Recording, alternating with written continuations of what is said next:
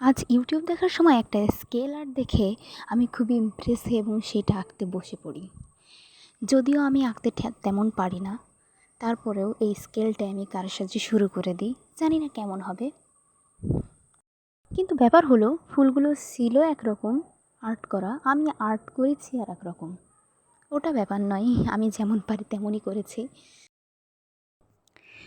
এটা আমার এইচএসসি পরীক্ষার স্কেল ছিল, যেটা আমি এইচএসসি পরীক্ষার সময় প্রতিদিন হলে নিয়ে যেতাম, পরীক্ষা হলে।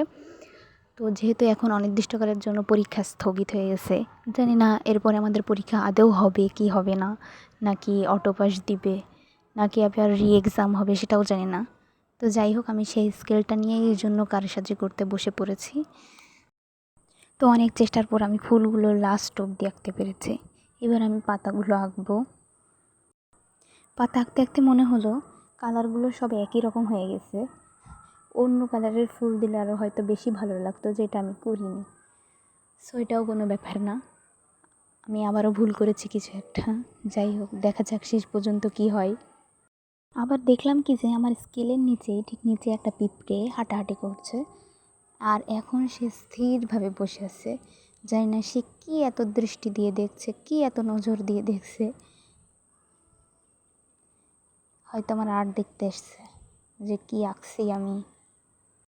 অ্যান্ড লাস্ট অবধি আমার ডাল আর কাগজ শেষ হয়েছে, এবার আমি পাতা আঁকছি লাস্ট অবধি।